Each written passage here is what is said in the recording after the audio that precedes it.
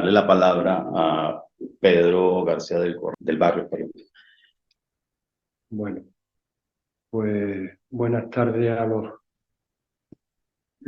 y las presentes y a los que están al otro lado de la pantalla, en el que he reconocido a algunos amigos del alma. Perdonad la voz, pero no tengo más. Y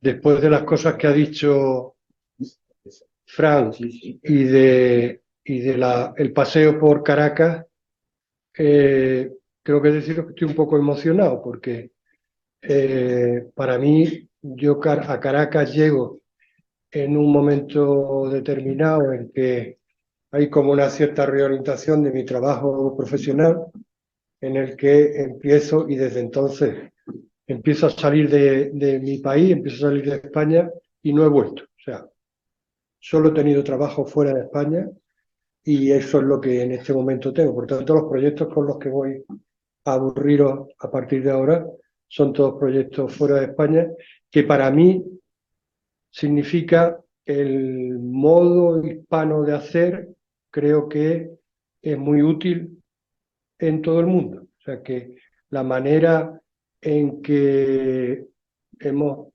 aprendido aquí en este país a reconocer el territorio, la ciudad, la arquitectura, esas escalas distintas de construir el hábitat y relacionarnos con ellos, pues creo que, por lo menos en mi experiencia personal, está siendo muy útil en otros lugares.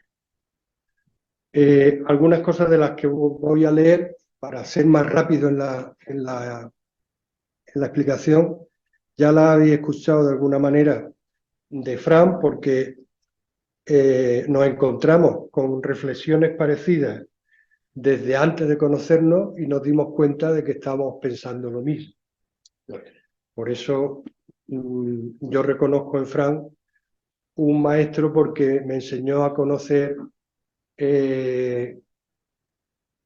Caracas y Venezuela en general con un lenguaje que ya compartíamos, que no era precisamente el español, sino el lenguaje de la lectura de los territorios a partir del agua.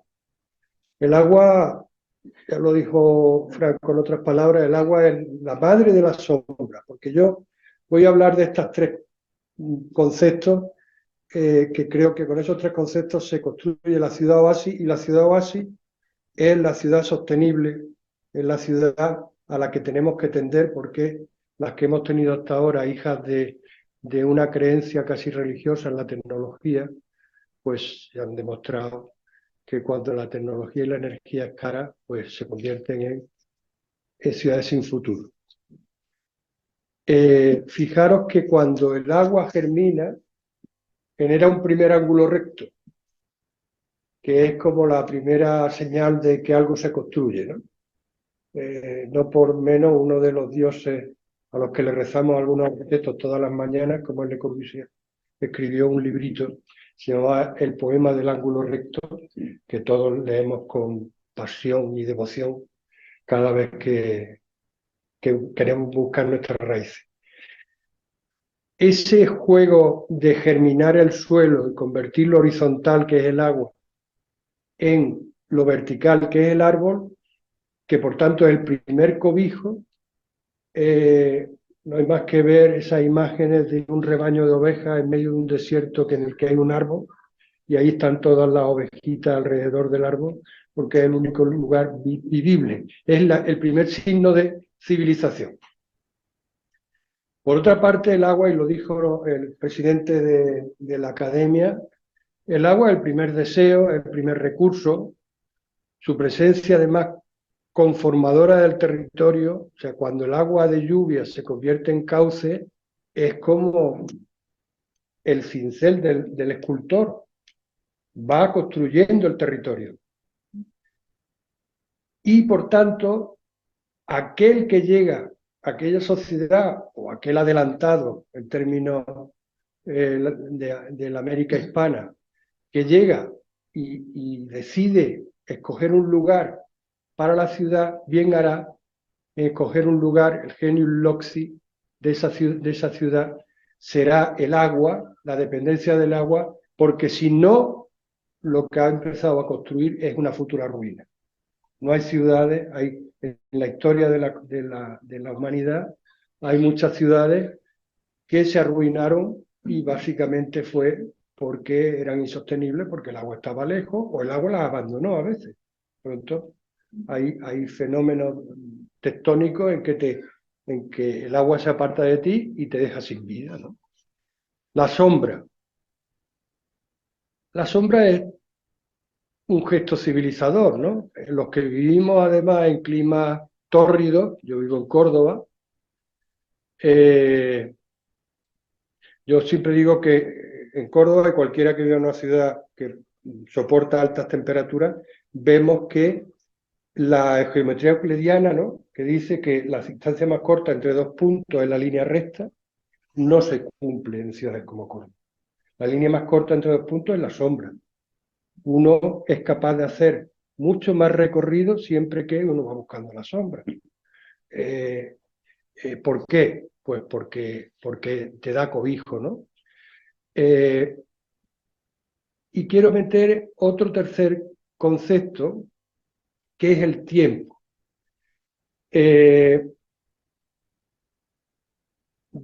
Pudiéramos decir, desde la configuración, de una manera, pudiéramos decir, contemporánea, ¿no?, desde las posguerras últimas, ¿no?, el concepto del espacio público es un concepto que aparece en la política como el de generadora de una ciudad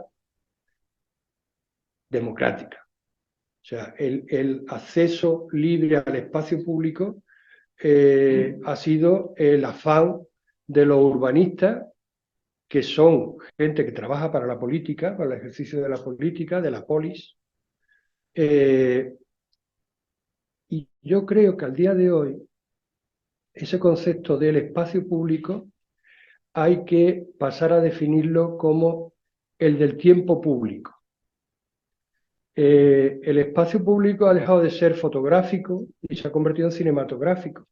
Nadie usa ya el espacio público de una manera pasiva, sino que lo queremos hacer de una manera activa. No hay más que ver que en un espacio público cada uno estamos usándolo de una manera distinta.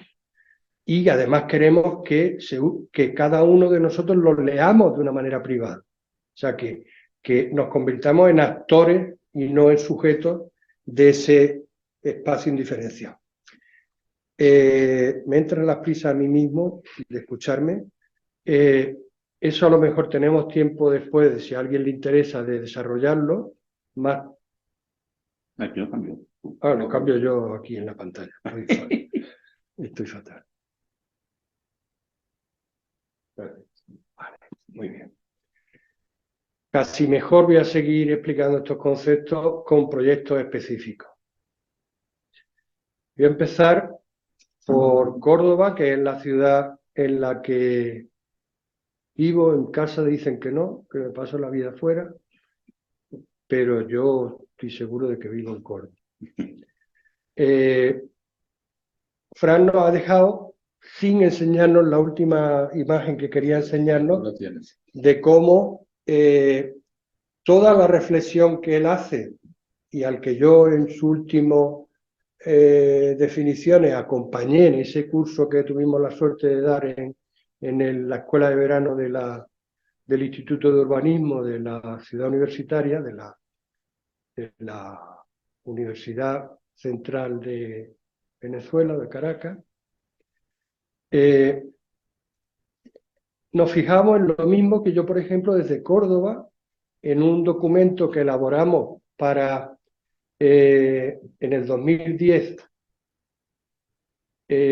Probablemente en ese momento Fran estaba elaborando sus teorías de los colibríes y la serpiente en Caracas.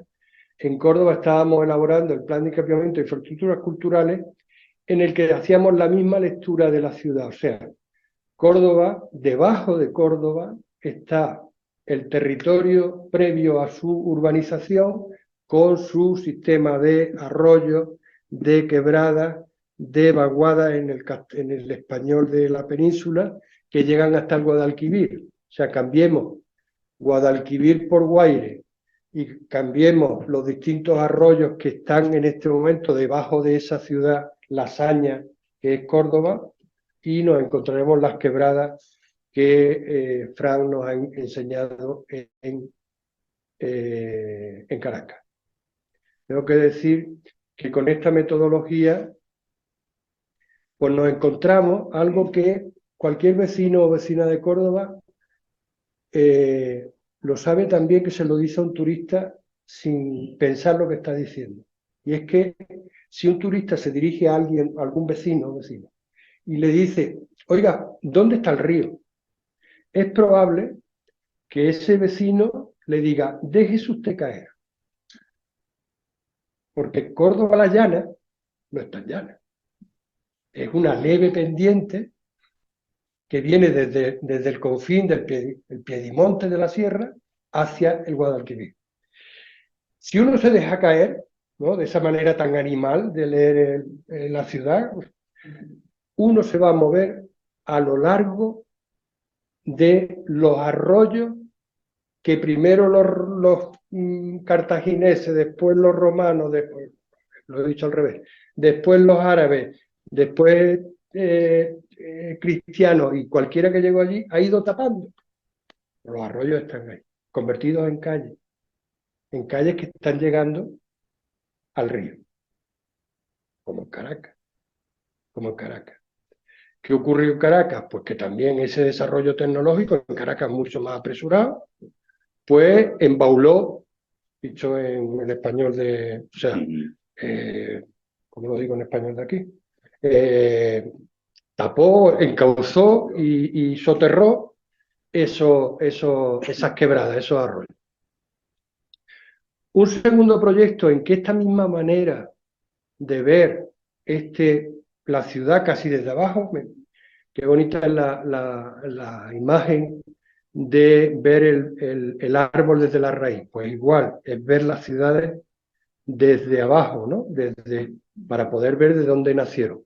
Es una iniciativa que tuve la suerte de recibir un encargo en Chile, en Valparaíso. Ahí he visto a Cristian Moreno, que es el arquitecto responsable del urbanismo desarrollado por la empresa pública de Puertos de Valparaíso. Y ahí lo que nos pedían era una cosa simple y muy difícil. Valparaíso se le llama la ciudad-puerto, porque fue puerto antes que ciudad.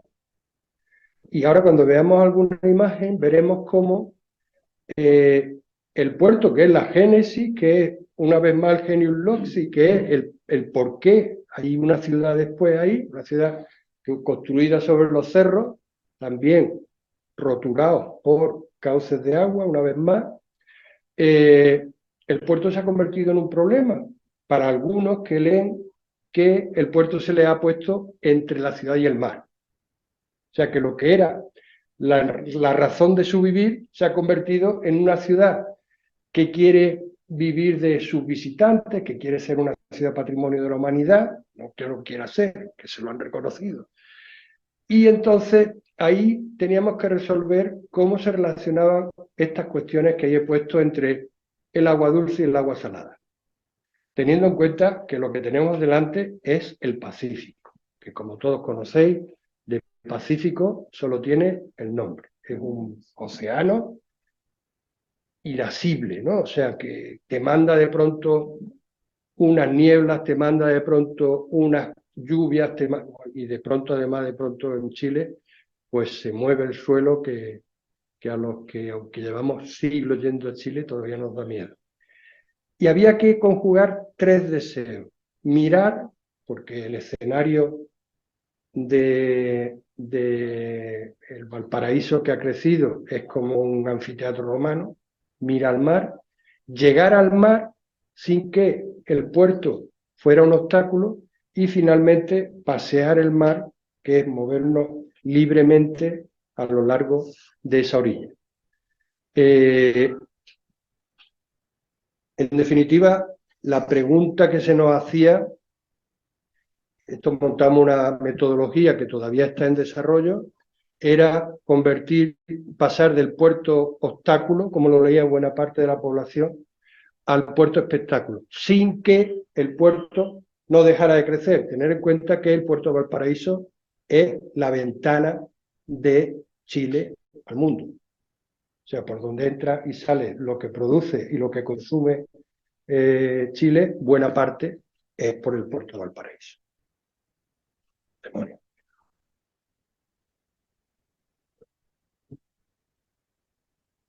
Llegaremos después. En este momento yo llego a Caracas, me encuentro con gente maravillosa, entre otros y a la cabeza con Fran Marcano, y reflexionamos sobre esto, y empezamos a hacer un plan de movilidad, que yo le llamé ya en aquel momento movilidad del sosiego, porque Caracas, los que la conocéis, para mí, que la he paseado, he evitado siempre que he podido, y he podido siempre, subirme en un auto, paseado para arriba, para abajo, para la izquierda, a la derecha, al norte, al sur. Es una ciudad muy distinta si la vives metido en un auto de semáforo en semáforo, desesperándote porque aquello no funciona. No voy a seguir porque ya lo ha contado Fran y volveremos después, porque una aplicación práctica de esta lectura de la ciudad lo hicimos en el Parque de la Carlota, y ahí nos apoyamos en esta lectura del agua como constructora y cuidadora de la ciudad, pero también habíamos conocido la vida de los Yanomami. Los Yanomami son una tribu de indígenas que viven en la Amazonía, en la selva, no conocen país, ¿no? Están a veces en Venezuela, a veces están en la Guyana, a veces están en el Brasil, se mueven ahí, en un territorio que ellos reconocen sin fronteras. Y son una gente de lo más moderno. Sabéis que los que seguís la política europea, que ahora la Comisión Europea, nuestra presidenta von der Leyen, ha puesto unos objetivos con un nombre que a los arquitectos nos suena muy bien, la nueva Bauhaus europea, con 3 objetivos: la belleza, la sostenibilidad y el hacerlo en comunidad. Bueno, pues eso lo llevan haciendo los Yanomami en la selva, pues desde que se inventaron a ellos mismos. El chabono y la instalación del chapono o chabono en la selva es un ejercicio de sostenibilidad y un ejercicio de inteligencia colectiva que yo no he visto nada mejor. Creo que me encantaría que de aquí saliera alguna iniciativa para que la academia pusiera en contacto a los Yanomami y la nueva Bauhaus europea. Yo lo veo. No sé si no he comido mucho, pero lo veo. Más proyectos. De pronto me invitaron a Irak cuando todavía los americanos seguían volando por Bagdad, vigilándonos. No sé muy bien por qué me invitaron a un congreso que tenía un nombre imposible, ¿no? Recuperación del país. Ahí empezamos a recibir invitaciones a hacer proyectos, y estos 2 últimos están en desarrollo. Plan de renovación urbana de Adimilla. Adimilla es una de las medinas que componen el Gran Bagdad, que están divididas y unidas por la religión y por el tiempo. O sea, Adimilla es una medina, pero que tiene 600.000 habitantes, que es uno de los meandros del Tigris. De profesión, básicamente, los que viven allí son sunís, pero que sin embargo enfrente, y nosotros nos ganamos este concurso, que fue un concurso internacional bajo lema, porque tomamos la locura de juntar Adimilla y Cadimilla, que está en la otra orilla y en el otro, y que sí decidimos que había pocos puentes, había solo uno, y les pusimos 3 más. Eso desconcertó de tal manera al jurado que nos dieron el primer premio. cuando veáis las imágenes de cómo se trabaja este proyecto, una vez más, es llevar aquí ese concepto de cómo la ciudad es una evolución del territorio del agua, y si queremos hacer unas ciudades sostenibles tenemos que volver a darle un papel contemporáneo del agua. Y este último en Mosul hemos ido en escala. Primero hicimos, por invitación de la gobernación de Nínive, cualquier cosa, ¿eh? La verdad es que la mayoría está en el Pérgamo de Berlín, menos mal, porque si no, el ISIS, que lo declaró capital de su califato independiente cuando ocupan el norte de Irak, pues se dedicó a arruinar todo lo que pudieron, y es verdad que de una manera selectiva, casi quirúrgica, pero cuando el ejército iraquí reconquista la ciudad en el 2017, a mí me toca ahora rehabilitar la orilla, el barrio de la orilla, que es como 2 kilómetros de frente al Tigris, y el que conozca Córdoba es como desde el puente de San Rafael al Molino de Marte, o sea, la Córdoba que llenamos de turistas es del tamaño del trabajo que estamos haciendo en Mosul. La diferencia dramática es que yo le llamo la ciudad pulverizada. No queda nada. O sea, está completamente arrasada porque fue bombardeada, se convirtió en el frente y está convertida en polvo. Bien.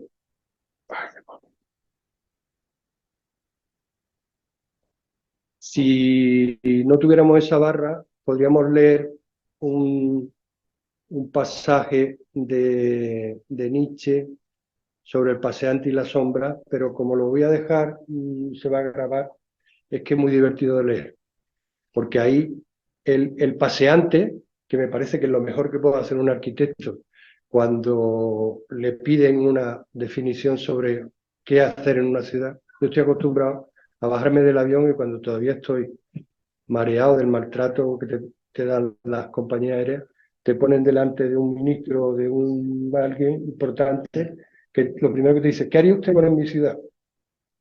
Déjeme usted que me pase un poco, que le coja el ritmo a la ciudad. Bien, muy rápido porque debo de estar gastando mucho tiempo. Sí, ¿no? El plan de equipamiento e infraestructuras de Córdoba. Este es un plan vigente, un plan aprobado por el Ayuntamiento en el 2010 por unanimidad de todos los grupos políticos y que está en desarrollo. Y que ya en el 2010 dibujaba una ciudad de 15 minutos. Es que lo poníamos así y organizábamos los edificios que prestaban un servicio público de cultura o infraestructural como una red equipotencial en que cualquiera llegaba a ellos en 15 minutos. Luego, París, nuestra alcaldesa de San Fernando, lo ha puesto de moda porque desde París todo resuena más que desde cualquier otro lugar. Los análisis del territorio, desde lo grande a lo pequeño. O sea, esta Córdoba está en el sur, ahora estamos embarcados en una lectura desde el sur de esto que he dicho de la nueva Bauhaus para dar una oferta de soluciones desde el sur. Todos sabemos que en la Unión Europea hay una cierta tendencia a que las primeras palabras se dicen y se toman decisiones más cerca del Báltico. Nosotros queremos reivindicar, sobre todo cuando vamos a hablar de medio ambiente, de sostenibilidad, creemos que tenemos una mayor experiencia en tratar con el cambio climático desde el sur que desde el norte. Yo a veces cuando hablamos con nuestros colegas holandeses o finlandeses y demás, digo, mira, las soluciones que ya tenemos explotadas en Córdoba, a la velocidad que nos invade el cambio climático, os van a servir a vosotros en muy pocos años, ¿no? Hablaba antes del tiempo. El sistema de transporte, por ejemplo, el sistema de transporte de alta velocidad hace que este plano que veis un gris más oscuro y un gris más claro en que Europa como que se han cogido. Si tú colocas en Córdoba la variante tiempo, resulta que atraes a las ciudades. ¿Por qué? Bueno, yo defiendo, y lo defiendo con la práctica, que Córdoba es una ciudad que tiene 2 playas y 3 aeropuertos. O sea, Córdoba tiene Barajas a 1 hora 30 minutos, 40 minutos, Sevilla 45 minutos y Málaga 45 minutos. Tiene mejor servicio aeroportuario que Londres. Desde el centro de Londres tú tardas más a los aeropuertos Sí. que desde Córdoba a cualquiera de los otros 3. Y Córdoba es una ciudad de 350.000 habitantes. Por tanto, lo pequeño y lo grande, lo cerca y lo lejos, eso que aprendimos en ¿cómo se llaman los muñecos estos de Barrio Sésamo? Tienen otra definición actualmente. En el territorio de Andalucía pasa lo mismo. Lo digo para la gente que todavía duda si los trenes de alta velocidad convienen o no convienen. Yo vivo en una ciudad en que eso lo ha cambiado radicalmente. Córdoba se puede atrever hoy a cosas que Jaén, por ejemplo, no se puede atrever porque no tiene esa condición de centralidad respecto de la red de alta velocidad. Y si le aplicamos esa misma condición del mapa de tiempo, y estamos hablando del mapa de tiempo territorial, igual, todo se pega. Y eso hace que Córdoba, desde el punto de vista funcional, pues se puede atrever a cosas que sería una ciudad de 4 millones de habitantes. Porque puede ofrecer, por ejemplo, para las industrias culturales, para los nuevos nómadas digitales, una ciudad que está a 40 o 45 minutos de todas esas ciudades.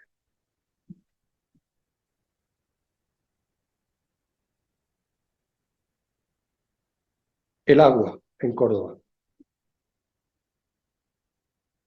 Aquí están las quebradas.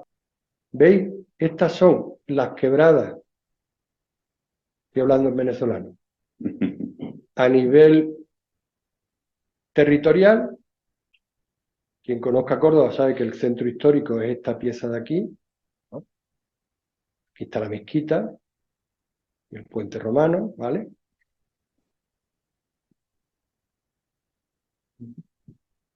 Y estos son todos esos edificios, lugares públicos que están como ensartados por ese hilván que son las vías de agua, ¿no?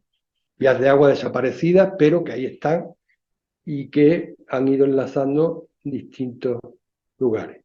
Aquí está esa especie de acupuntura, ¿no? De punto que nos permitía decir que esta es una ciudad de 15 minutos, ¿no? Todos esos edificios en color azul agua son edificios de uso público. Y estas son lo que allí llamamos vaguadas, y que si sigo hablando en caraqueño serán las quebradas, ¿no? En las que ves lo que yo decía, desde la estación hasta la mezquita y el río, si a uno le dicen déjate caer, va a ir por aquí. Y se va a ir encontrando una serie de lugares que hacen una topología de la ciudad que te permiten leerla por cuantos de información. Ya no, tú vas a recordar que primero me encontré un teatro, después me encontré una plaza, después me encontré una galería de arte, después bla, bla, bla, bla. Y aquí usamos, como al mismo tiempo y después hacíamos en Caracas, eso, igualar, podríamos decir, esa manera de pasar a lo largo de las quebradas como si fuéramos en una línea de metro, ¿no? Porque las líneas de metro no responden a la realidad física, son mapas de tiempo. O sea, cuando vemos los mapas de tiempo, desde el primer mapa de Londres, son esquemas y esquemas de tiempo. O sea, la información que te da es cuánto va a tardar desde la estación A a la B. Si después el metro hace curva o no sé qué, eso no te importa, lo notas cuando estás dentro. Pero a ti te lo marcan como una línea de tiempo. Bien, sigo. Valparaíso. Un momento mágico, mágico. Ahí está, decía antes, Cristian Moreno, está al otro lado de la pantalla, con el que he aprendido muchísimo, con toda la gente de la empresa de puerto. ¿Veis cómo es Valparaíso? Valparaíso, que es otro ejemplo de la serendipia con la que se puede contar toda la epopeya, lo de la epopeya le he puesto comillas, española en América, ¿no? Valparaíso, que es una bahía orientada hacia el norte, con lo cual evita los peores vientos, allí todos son malos, pero los peores vientos los evita, y gente que Pizarro había mandado fuera de Cusco y de Lima porque les estaban molestando políticamente, a unos los manda por mar y a otros los manda por tierra, Saavedra y Almagro los manda por mar, a Pedro de Valdivia lo manda por tierra, y curiosamente, por eso digo otra vez un ejemplo de serendipia, unos se paran y dicen esta es una buena bahía para poner un puerto, paran en Valparaíso, y los otros, que no tenían ni la más mínima conciencia, paran en un valle delante del Mapocho y de la Concagua y fundan Santiago. Con lo cual dan la génesis de lo que hoy en día a mí me gusta llamar la capital futura de Chile, San Valpo, Santiago Valparaíso. Si los conectamos con un tren de alta velocidad, tendremos un Valparaíso que tendrá la Alameda y la City y la capitalidad, porque ya sabéis que el Parlamento está en Valparaíso. Y Santiago tendrá playa y tendrá mar, que no hay una capital en el mundo que pueda reivindicar liderazgo si no toca el mar. Y en Madrid no sé si me van a regañar. ¿Veis cómo pudiéramos decir la potencia que toma la ciudad si yo miro el mar desde la ciudad, ¿no? Parece que el mar podría ser un lago, pero mirar lo que tenemos delante. Fijaros las cosas que uno se encuentra por la mañana cuando se levanta en Valparaíso. El Pacífico que se te viene y te come, ¿no? O como lo que decía la pregunta que nos hacían, oiga, que sí, que vivimos del puerto, que somos ciudad porque fuimos antes puerto, pero ahora el puerto se nos ha puesto delante, ¿no? Y el habitante de Valparaíso, para llegar ahí, se encuentra antes el recinto portuario, como pasa en España en muchísimas ocasiones. Esa era la gran cosa que teníamos que solucionar. Bueno, esto está en desarrollo. Lo primero que nos dimos cuenta es que la solución para Valparaíso no podía ser en Valparaíso. Aquí tenéis todo el frente del litoral, desde Laguna Verde hasta Concón y la desembocadura de la Concagua. Ay, demonio. Hasta ahí, esos son 42 kilómetros de costa. Valparaíso ciudad, esto es Valparaíso, lo que es la ciudad primigenia declarada Patrimonio de la Humanidad. Pensamos que la solución del conflicto puerto-ciudad tenía que resolverse a lo largo de todo el litoral. Y estas son distintas opciones ya proyectuales de soluciones, que no os voy a aburrir porque como lo vais a tener, el que se lo quiera ver, ¿veis? ¿Qué hicimos siempre aquí? Pues antes hablaba de llegar al mar por el cauce del agua dulce hasta llegar al agua salada.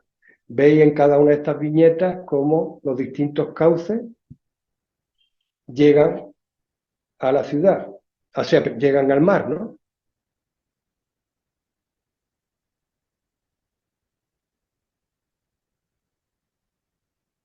Y las escalas tienen que ser escalas de gran ciudad, porque estamos hablando de que el 40% de la población de Chile vive en Valparaíso y Santiago. Por tanto, lo que hablaba antes Fran de la urbanización de nuestra civilización en Chile es tan evidente como que la región metropolitana es una realidad en la que está incluida la mitad del país. Si llegamos de nuevo aquí está el metro, el plano de las metroquebradas, que era lo que se convertía si conseguimos que la gente en Caracas abandone el auto y camine o vaya en bicicleta o en transporte público a lo largo de estas quebradas convertidas en corredores de movilidad, pues no tendremos esa boina de contaminación encima, seremos todos más felices y sobre todo tardaremos menos en llegar a los sitios. Y además, las quebradas cuando llegan a la cumbre del Ávila se convierten en teleféricos que bajan hasta el mar. Porque ya hay uno de toda la vida, pero el objetivo de este proyecto sería pues que algo que está tan cerca sea cotidiano, ¿no?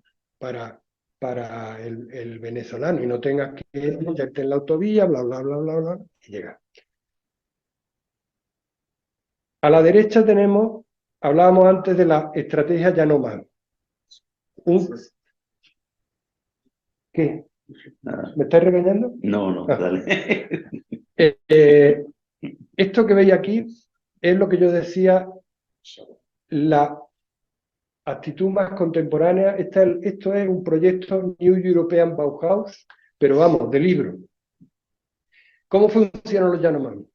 Los Yanomami funcionan por tribus que son más que clanes y se mueven por la selva. Y se consideran un virus en medio del ecosistema de la selva. O sea, ellos llegan, infectan un lugar, como haría un virus. Como yo cuando me pica cualquier cosa y se me sale una ampolla, que ahí hay alguien comiendo de mí durante un tiempo. Ellos hacen eso y tienen dos maneras de relacionarse con la selva. Bueno, con el primer acto civilizatorio es podar, cortar parte de esos árboles que se encuentran y con eso hacen esa casa comunitaria, ese convento, esa casa patio que estáis viendo a la derecha, esto de aquí, que es como una plaza mayor. La gente vive ahí, el material de cada familia son chinchorros, unos cuantos que se ponen hamacas, ¿no? Que ellos tienen, y la diferencia entre uno y otro es que esta hamaca es mía y aquella es tuya. Entonces, esa es la división por familia. Y hacen una cosa, desde este primer gesto civilizatorio, hacen recorridos diarios, cotidianos, que les sirven para recolectar comida, vegetales y animales. Pero es diario, o sea, por tanto está acotado cuánto te puede alejar del chabono a buscar el sustento diario.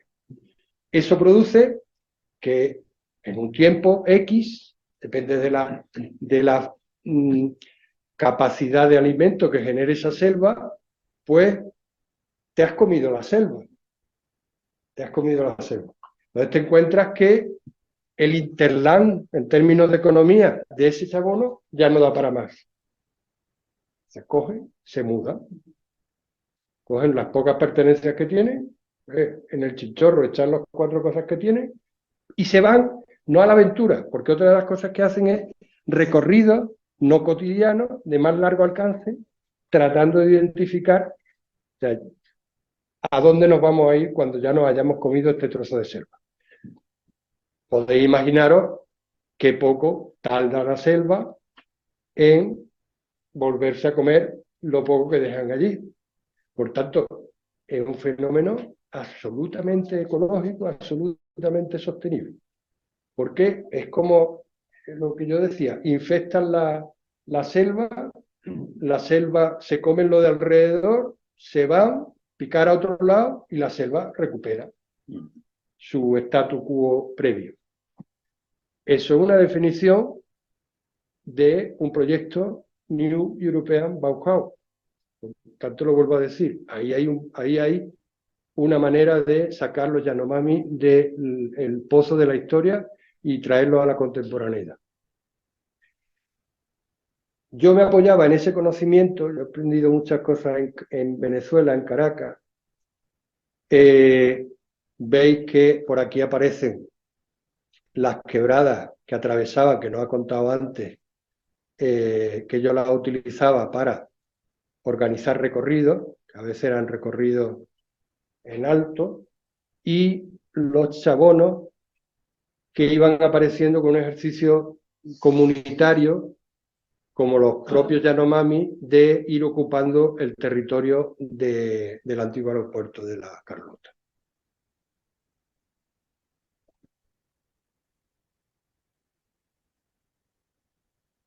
Adimilla.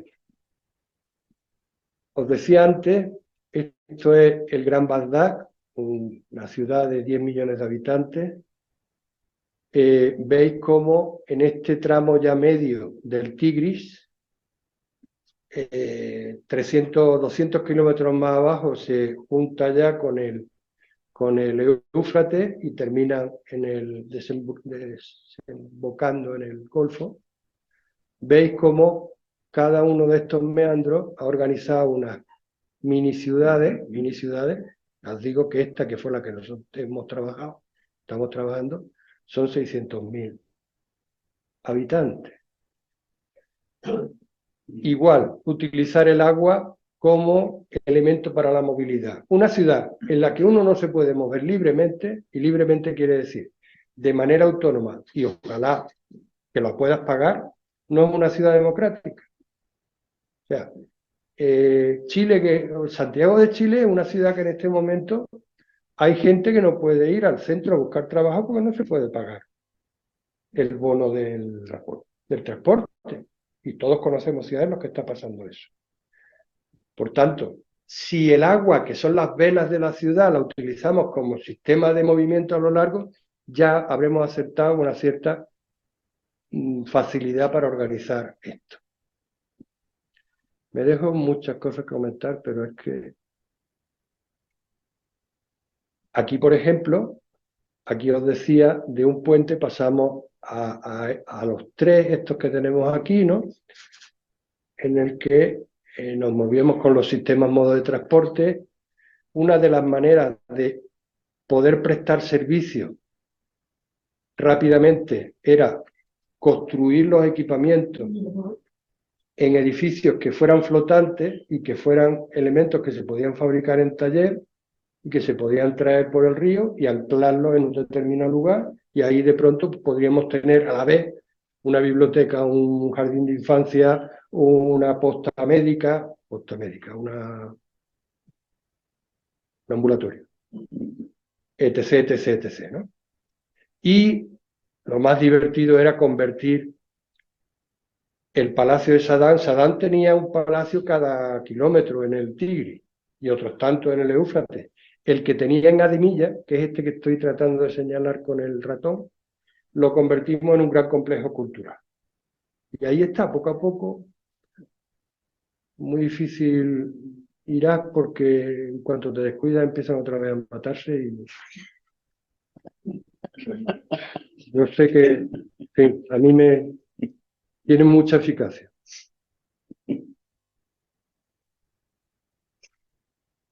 En esto que no se puede leer está el resumen del proyecto. Me parece recordar que son 62 proyectos que van desde un jardín de infancia en este sitio, tal, no sé qué, no sé cuándo, porque yo no me creo el planeamiento normativo. Yo creo que el planeamiento tiene que ser cumplimiento de objetivos, o sea, una colección de proyectos que después políticamente se jerarquizan y se van poniendo a medida que la economía pueda. La ventaja de Irak es que lo único que no les falta es economía. Si fueran un poco más organizados sería fantástico, porque me contaban hace poco la última vez, el de gabinete del primer ministro decía, estamos comprando cada día, y parece que recordar que me dijo 3 millones de dólares en oro, porque no somos capaces de gastar el dinero en infraestructura. Yo le decía, déjamelo a mí, que tú como me los gasto rápidamente. Y finalmente, Mosul. Mosul, este primer acercamiento lo hicimos acabada la guerra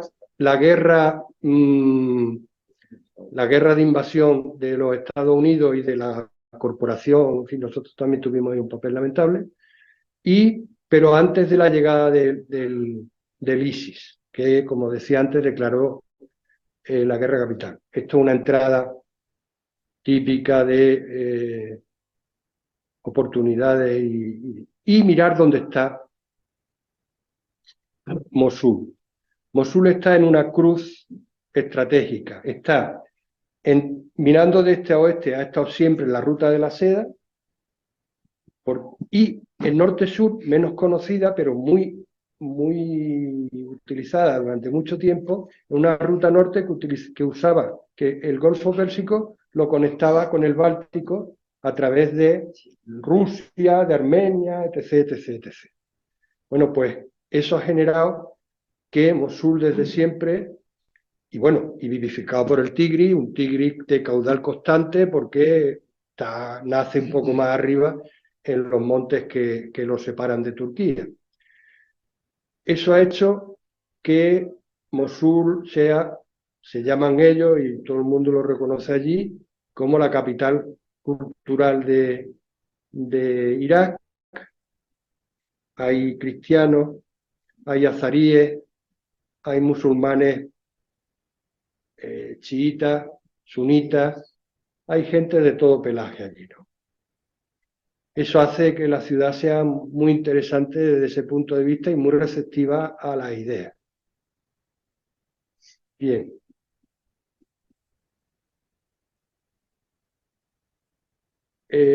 Yo, con la gente con la que trabajo, que siempre es con equipos locales, o sea, identifico siempre equipos locales con los que me pueda llevar bien. Una ciudad que tiene esa historia, que tiene ese patrimonio y que episódicamente lleva una temporada 40 años que no les va bien, pero hay que tirar de atrás, ¿no? Y Mosul es Nínive, o sea que es la Mesopotamia culta, ¿no? Y de ahí vino todo, ¿no? La agricultura, las matemáticas, la astronomía, en fin. Entonces, volviendo, no me voy a lo que hemos venido a hablar, de agua, de ciudad, de sombra, de tiempo público. Nosotros hacemos un primer acercamiento a la ciudad basado en 4 grandes familias de proyectos. Esto me lo voy a pasar porque son las 4 líneas estratégicas para ver qué se puede hacer con la ciudad. Proyecto del agua, proyecto de movilidad, que siempre utilizan el agua como organización, proyecto de espacio público, que siempre utilizan el agua como generadora de ese espacio público, ¿no? Y en los huecos que quedan construimos ciudad. Por tanto, ahora que todos nos dicen que la Agenda 2030 de la que hablábamos antes, los papeles de Quito, de hábitat, todo el mundo nos habla de renaturalizar la ciudad, nosotros, la ventaja de encontrarte una ciudad destruida es que no la renaturaliza, sino que la naturaliza. O sea que lo poco vivo que ha quedado allí es el río, son sus arroyos y por tanto el sitio para los parques y demás, ¿no? Lo demás sí que lo tenemos que inventar. Bueno, aquí están los proyectos. Básicamente veis cómo se parece este plano al plano de Caracas, cómo se parece al plano de Córdoba, cómo se parece al plano que hemos visto antes de Bagdad, ¿no? Es que llueve en todos sitios. Esto de movilidad siguen en la misma historia. Bueno, aquí, si estuviéramos en otro momento, pues os contaría que también trasladamos al aeropuerto de sitio, porque el aeropuerto no tenía futuro, era un aeropuerto de la época colonial, que hacía que todos los conos de aproximación y despegue pasaban por encima de la ciudad, porque esto no tenía futuro ninguno. Y esto de aquí es Nínive. O sea, lo que no está en el Pérgamo y en el Neuss de Berlín está aquí. Los parques, había el proyecto simbólico, como esto, por ejemplo, que es un gran área de plataforma de aterrizaje de industrias de I+D+I, tirando de la universidad muy potente que hay allí, pues ocupa el sitio de la antigua base americana.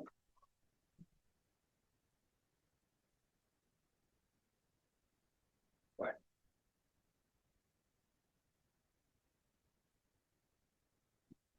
esto es el futuro. O sea, tengo que deciros que de esto, espérate, bueno, os voy a enseñar antes a dónde vamos para ver de dónde tenemos que partir. Yo cuando lo explico allí digo que la tarea que tenemos es que si alguien se fue de Mosul antes de las guerras, cuando vuelva le dé la sensación de que no pasó nada.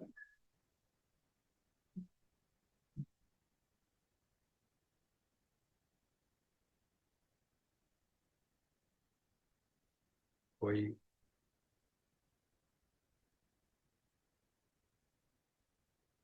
es que eso es lo que hay hoy en día. O sea, este era el Mosul previo a la guerra de reconquista frente al de este puente es esto. O sea, y esto no, o sea, está todo destruido, todo destruido. Y esto he puesto porque me daba pena. Yo le llamo la ciudad pulverizada. Antes contaba que te paseas por ahí, no por ahí que en la parte, pudiéramos decir, esta de la Alcazaba, esto de aquí está pulverizado, y te encuentras gente viviendo debajo de los cartones y le preguntas, ¿qué hace usted? Y no, es que ahí está mi casa. No está. Pero él sabe que ahí está su casa, lo mejor de su casa que de una piedra, que él reconoce.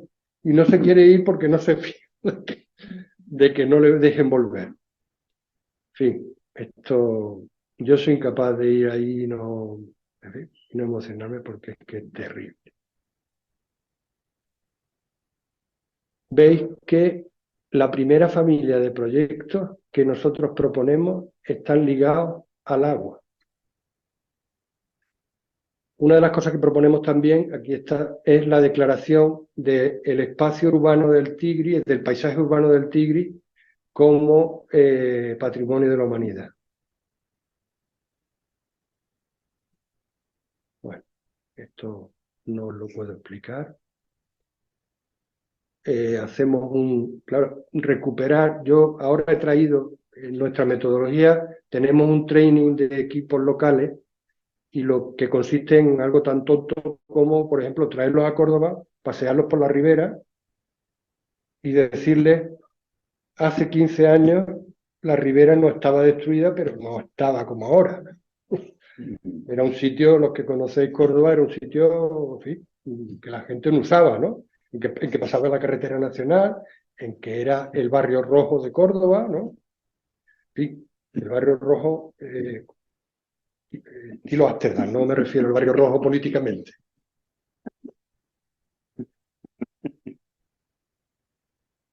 Bueno, proponemos unos puentes flotantes que conecten con la otra ciudad. Son cosas que no están inventadas. Este era un puente flotante que había en Mosul en los años 30, 40, y aquel igual.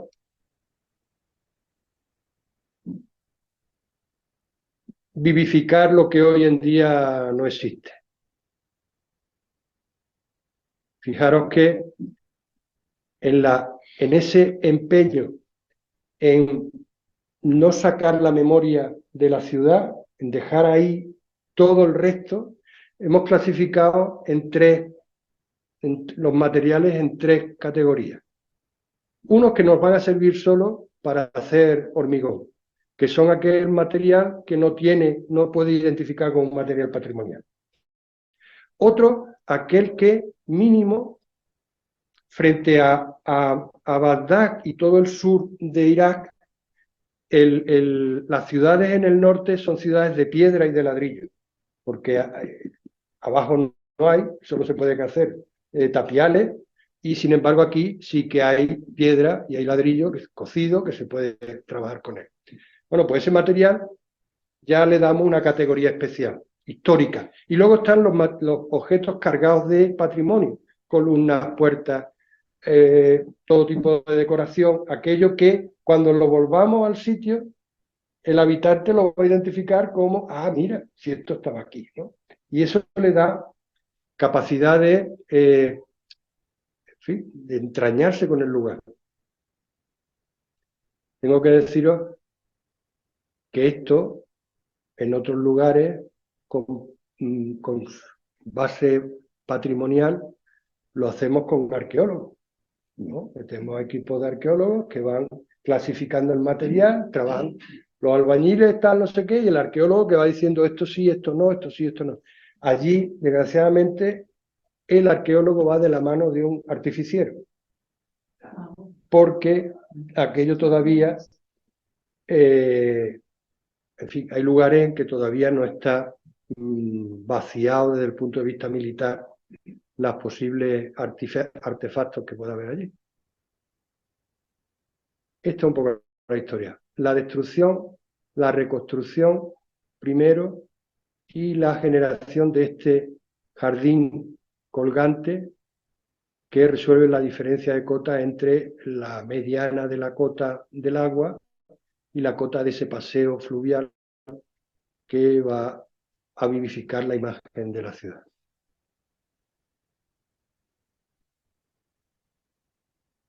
Hay dos paseos, el paseo duro y el paseo flotante. Ya hicimos un paseo flotante cuando recuperamos los jardines del borde de la Expo de Sevilla. Bueno.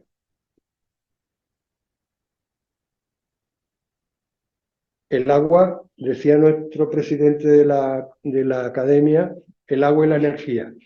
Aquí hay un método ancestral de producir energía con el agua, las norias. Esta noria va a servir para canalizar agua como arriates a lo largo de todo el dédalo de calle y va a generar un microclima que nos permite de manera sostenible bajar la temperatura en el espacio público. Estas son imágenes históricas que nos van a servir de argumento para esta posible declaración del paisaje urbano del río como patrimonio de la humanidad. Aquí os decía, ¿veis? Este tema que yo os decía, para rápidamente producir una ciudad que funcione, ¿no? Pues podríamos estar construyendo esos edificios de equipamientos que flotan, que lo podemos estar haciendo en taller y traerlos. Y para que no nos digan que estamos haciendo inventos, nos basamos, esto que veis ahí, es una cesta bíblica, porque aparece que es una cesta. Este señor lo que está haciendo es llevar sandías de las huertas de Mosul hasta Bagdad. Se llaman Kufa y con esto flotaban los 300 kilómetros que tal no sé qué bajando. Si lo aumentamos de escala y los convertimos, pues estas cestas nos sirven para generar equipamiento. Bueno.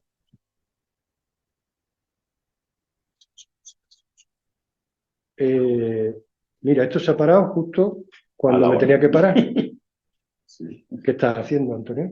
Tiene una hora. No, por eso digo que lo paraste. No, yo no. No sé qué pasó. Pero vamos, yo creo que estábamos acabando. Quería acabar con una última...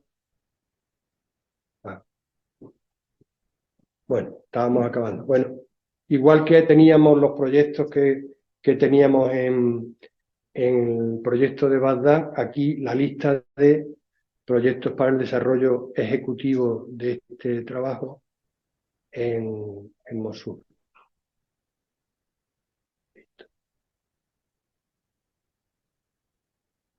Es que os quería invitar el 31 de octubre a Córdoba porque celebramos un encuentro, antes hablaba de la nueva Embajada Europea, desde la Fundación de Arquitectura Contemporánea, en la que yo milito, el presidente, hemos echado a andar un centro de investigación y de generación de ideas para este objetivo de la nueva Embajada Europea, que le hemos llamado NEP Surplus. Pues vamos a hacer un encuentro que va a ser a nivel europeo. Os invito a estar en Córdoba o a participar, igual que aquí, de manera virtual. Y gracias por aguantarme.